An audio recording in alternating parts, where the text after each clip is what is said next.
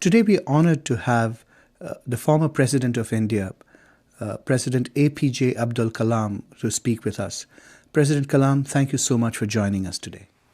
I was happy to be with Wharton. Yes. Since our publication is called Knowledge at Wharton, I wonder if you could tell us something about knowledge. Well, I designed a four-line poem-like thing called creativity. I would have made at least million children to repeat it. Okay, million children repeat. I will say, and they will repeat it. So I am going to say a few words about creativity. Learning gives creativity. Creativity leads to thinking. Thinking provides knowledge. Knowledge makes you great. So I'm very happy. Wharton, you are thinking of knowledge at Wharton. It's a beautiful idea. My greetings to all of you. I wonder if you could start by talking about your past.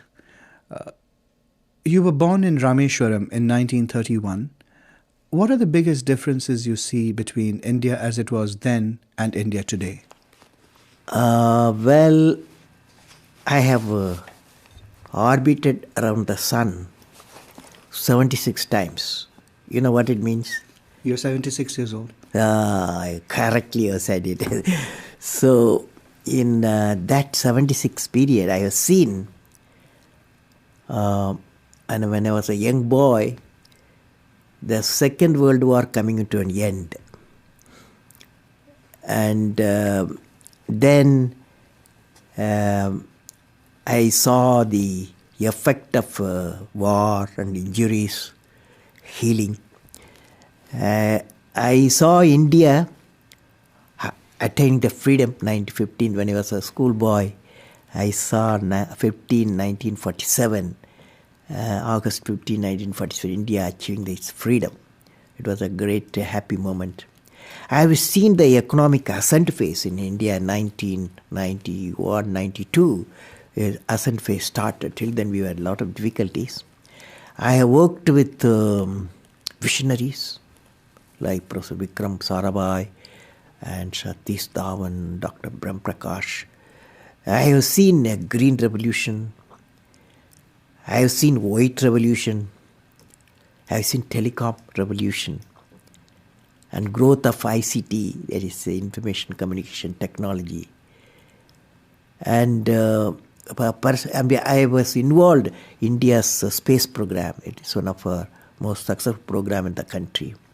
And self-sufficiency in the strategic weaponry. You just spoke about your involvement with India's rocket program. In fact, I know that you were also very involved with India's missile program and that you earned the nickname the Missile Man of India. Could you please tell us about that experience and what were the main lessons you learned? Well, it is like this. I worked to Indian Space Research Organization for about 20 years. There only we achieved putting a satellite in the orbit, building a 4-stage rocket system. Then I took up the integrated guided missile program with my team. I means the team. And youthful teams fortunately were my team members. And they have worked together, and we have great value addition because the youth power and the program, particularly such a strategic missile program, succeeded. And the most important area is human resource development. So the program are in safe hands now. I learned one of the important thing in these programs, both space program, missile program, we should know how to handle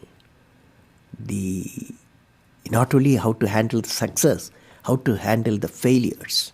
Particularly you are in the management environment, Wharton. I want the young people to understand how to manage the failure.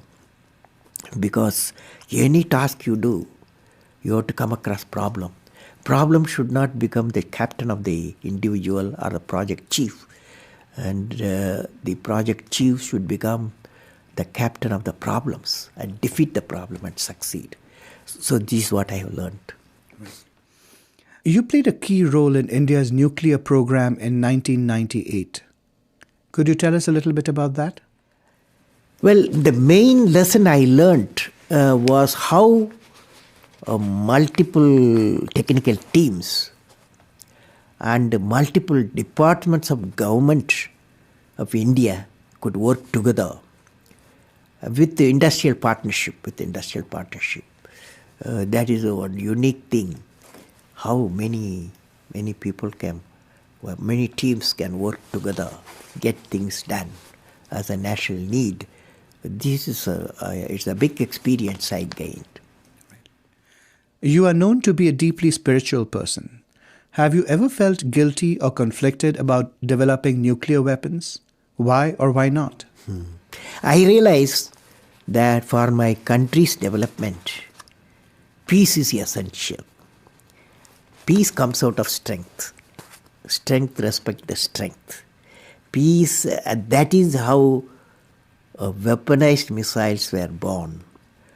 So the only strength you need, minimum strength to keep the nation peaceful, and so that you can enter into the necessary developmental missions. That's how I look at it. How did you come to become India's president?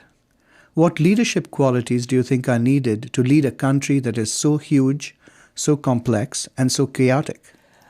Well, I won't say chaotic. The type of order comes out of disorder, okay? This is what's happening now. I was elected as a president of India 2002-2007 through a well-structured election process. Now, the leader, not only to become the president, to give any political leadership or technological leadership, you have to have 6 traits one leader should have. And what are the 6 traits? Number 1, leader must have a vision. Without a vision, he will not be a leader, he or she. So leader must have a vision. The second one, leader must be able to travel into an unexplored path. Normally, tendency to travel the well laid out path, but the leader, he takes a path of untraveled path. Third thing, leader must know how to manage success. Most importantly, the failure. Any mission he does or she does, so he has to go through some failure. They should know how to manage the failures. Could you give us an example from your own experience about managing failure? Well, in my own experience like this, 1973, I became the project director for satellite launch vehicle program, SLV-3 it is called, to put a Rohini satellite in the orbit by 1980. When the management structure I was given, money I was given, and then human power I was given, only they said by 1980 you must put the satellite in the orbit, making a rocket. So thousands of people worked for that, say a scientific technical team. So when the time came, 1979, I think it's in August, we launched, I was in the mission director, project director. I was the control center. I was the mission director. We handed over to the computer to do the process of checking the launch vehicle T-minus 4 minutes and launch it. After 1 minute, in the computer, checkered computer put a hold. For some reasons, they said a display was there. It said some component is not doing well, control component. My experts told me, I have always behind me 4 or 5 experts will be there. And they quickly calculated in computer. They told me, don't worry, there is a lot of reserve fuel is there. We will succeed. So I bypassed the computer. I went on manual, launched the rocket system. Okay, and it's a 4-stage rocket system. First stage worked beautifully. As soon as the second stage separated, it got into trouble. Instead of satellite going the orbit, the whole rocket system went into Bay of Bengal. Okay, so it was a big failure. So that day, Indian Space Research Organization Chief, Professor Satish Dhawan, there's a press conference, 7 o'clock we launched. 7:45 there's a press conference. The whole world press is there in Sririkota at launch base. So I still remember the chairman of the organization, the leader of the organization, taking the press conference. I was by his side. He said, we have failed. First time we tried to attempted, and this failure really makes us to believe we have to give more technological support to my team, and they worked very hard. Definitely in a year they will succeed. So I was a mission director, I was a project director, I am responsible for the failure.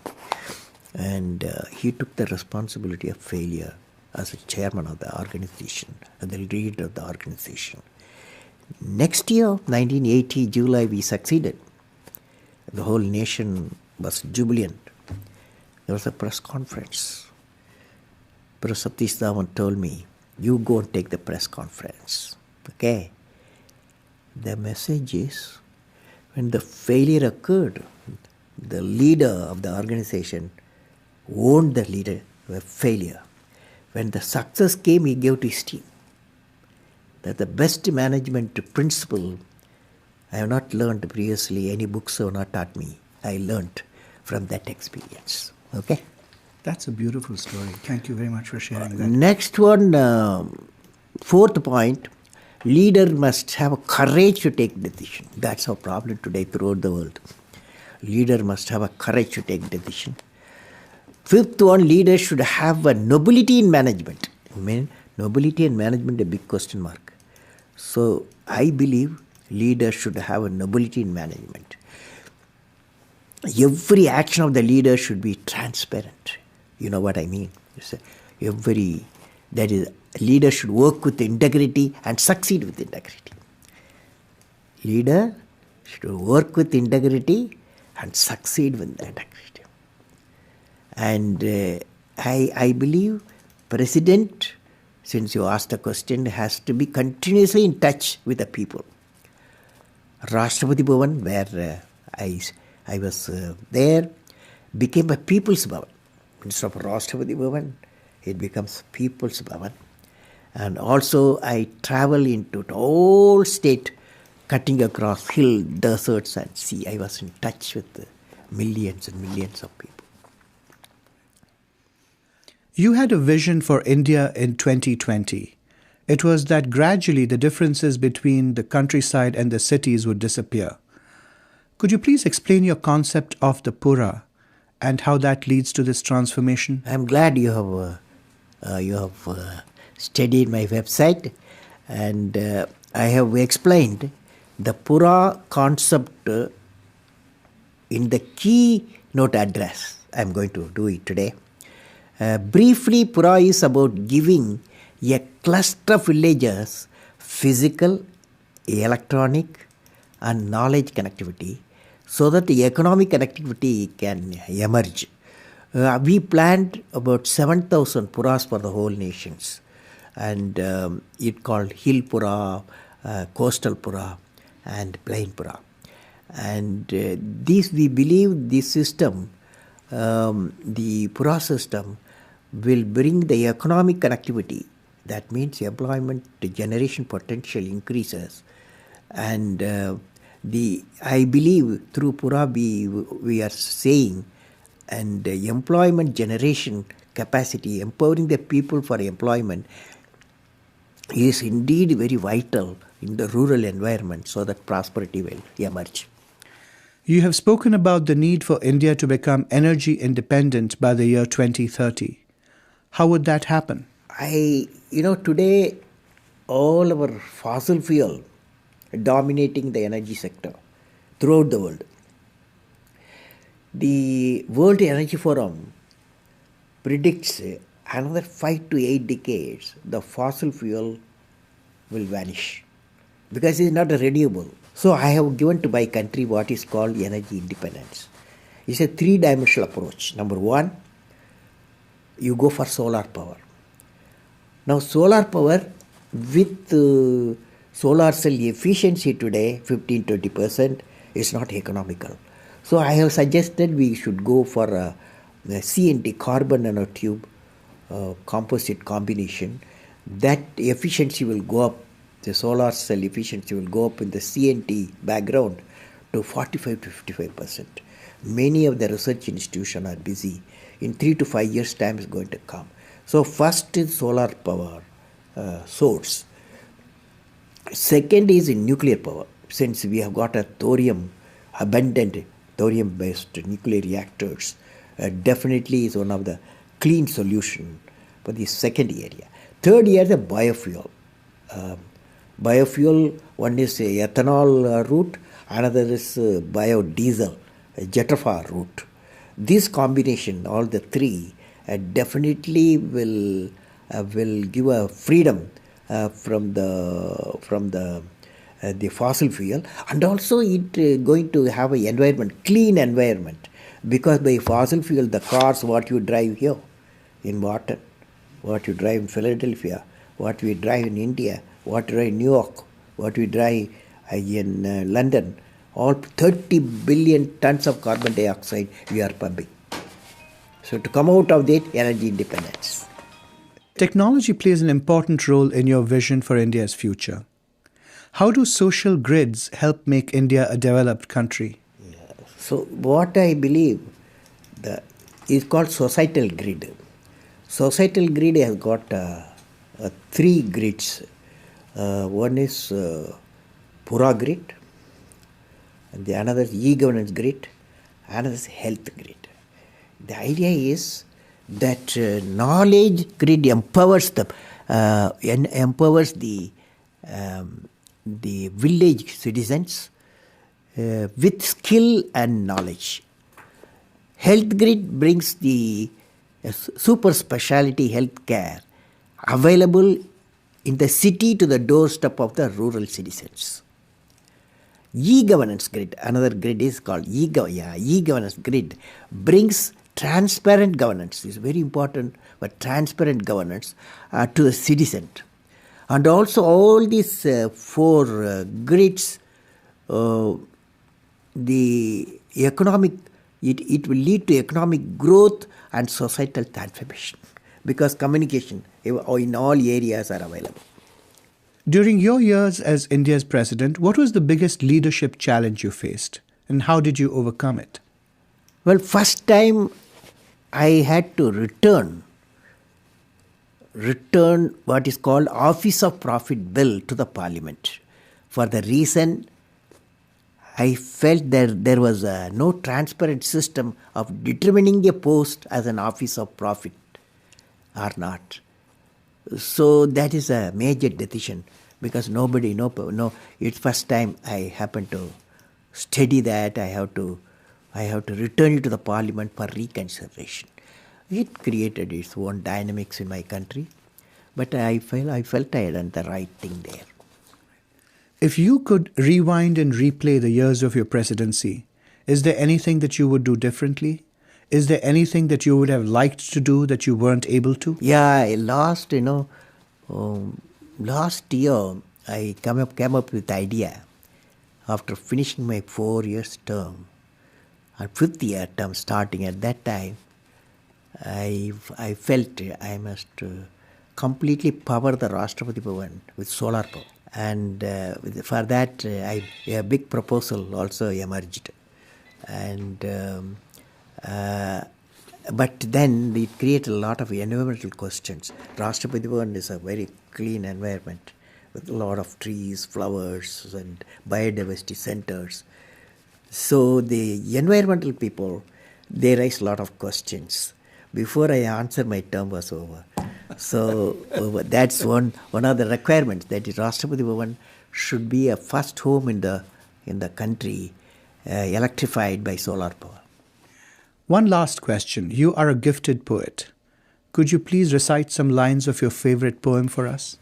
I remember the favorite poem is The Vision. The Vision. I recited this poem in my parliament, so I will share with you. The poem goes like that. The name is The Vision. I climbed and climbed. Where is the peak, my lord? I climbed and climbed. Where is the peak, my lord? I plowed and plowed. Where is the knowledge treasure, my lord? I plowed and plowed. Where is the knowledge treasure, my lord? I sailed and sailed. Where is the island of peace, my lord? I sailed and sailed. Where is the island of peace, my lord? Almighty, bless my nation with vision and sweat resulting into happiness.